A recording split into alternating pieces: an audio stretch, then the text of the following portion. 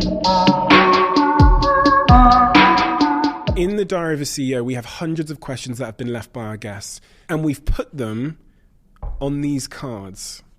And on these cards, you have the question that's been left in the Diary of a CEO, the name of the person who wrote the question. And if you turn it over, there's a QR code. If you scan that code, you can see which guest answered the question and watch the video of them answering it. Every time I've done this podcast and every time we've asked the kind of questions we ask here, I feel a tremendous sense of affinity to the guest. And our aim with these cards is that you can create that sense of connection through vulnerability at home with the people you love the most. And I have some good news for you. As of today, you can add your name to the waiting list to be the first in line to get your own set of conversation cards at theconversationcards.com. That is theconversationcards.com. You had some 22 or 23 jobs before you started your own business. Yes, I did. Jobs from everything from being a receptionist to a waitress to everything in between. We often look back at those jobs that didn't pay us a lot and that the world doesn't hold in high regard as some people might think that they are a waste of time or they were like necessary. Wow. What's your view on when you were a receptionist and a waitress? What role did that play in your overall success? I think whether you have a menial job or an important job, it's what you're learning. I mean, there wasn't a job where I didn't learn a lot. For me, I would take any job, not based on pay, but gee, what could I learn? What could I learn? Because that made you more valuable. I never really thought it made you more valuable to be paid more.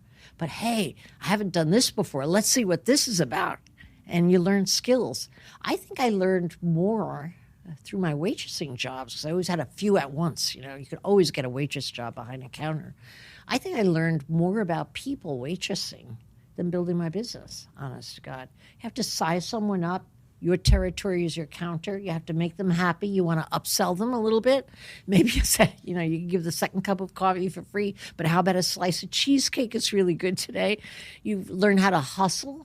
You learn how to be organized, how to get the containers in order, how to make sure they're filled when the customer steps out, how to get that person something to drink while you're working on this person. I mean, I learned so much in every one of those jobs. And you know what's great about having a lot of jobs? You start to get a profile of what you're good at and what you're not. And I, in short order, after maybe 7 or 8 jobs, not that I knew what I was going to do for a living, but I knew what I was good at. I knew I was good at getting along with people and making them smile. I could talk to somebody and make them happy, absolutely. And I also knew that I was efficient.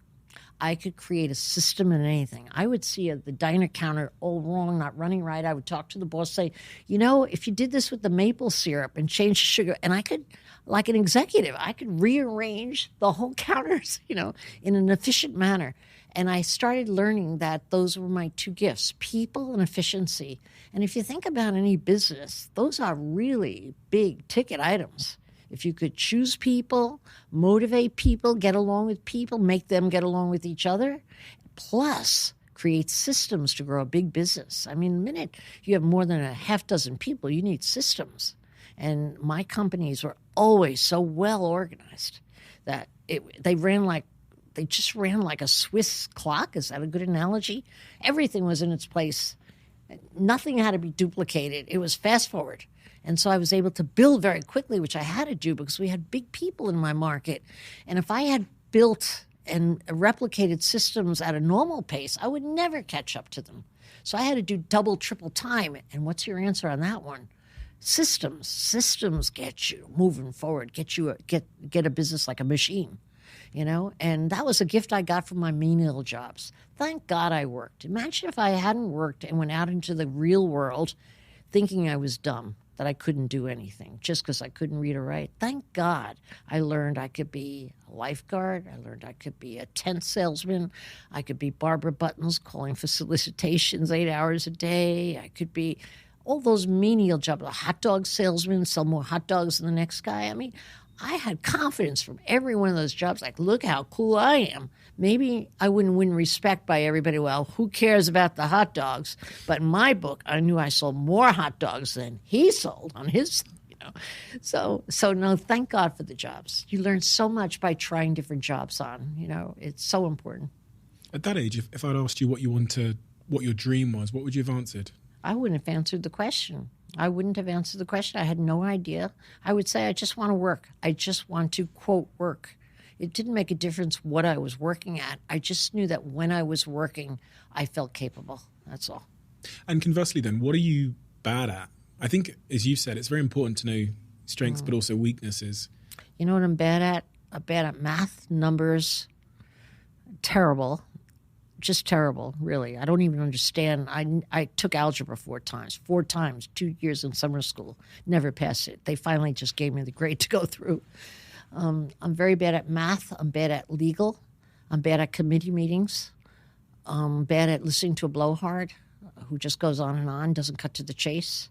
I'm very bad at impatience. I want to know what you want from me, and then you tell me how you got there. I don't want to hear how you got there and then what do you want. I always want to cut to the chase, so I'm impatient. I've learned to hide it because you can't be so visibly impatient with people. But as long as they tell me what they want on the front end, I could hang in there for the long explanation after because I've already concluded what I'm going to do, Yeah. So that's what I'm bad at. But lucky for me, I've always surrounded myself with people who are opposite to me, And by the way, I shouldn't really say I'm bad at numbers because I had a business partner, my 10% business partner, Esther, my whole life. I made her my partner.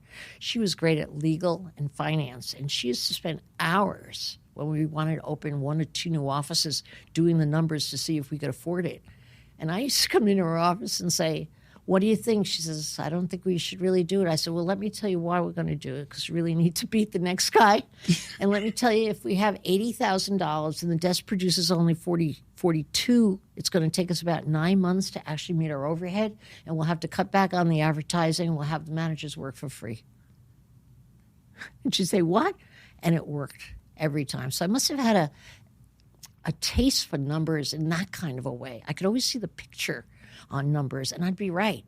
It was bugged the crap out of her because she had all the numbers, But, but I'm not good at adding up the numbers at all. A lot of people think, and I think it's really liberating to hear that, they probably exclude themselves mentally of being a business person because they are bad at numbers. Oh, gosh. I think numbers are the least important thing in business, by far. I look at all the entrepreneurs I've invested in Shark Tank. I am telling you, the most successful, I hope I'm not giving anybody the short haul here, but the most successful are not good at numbers. They're exceptional at people. I think if you're great at people and you have ambition, you have the 2 magic cards to succeed in business. You do. That's what it's about. People and ambition, the drive to get to the finish line.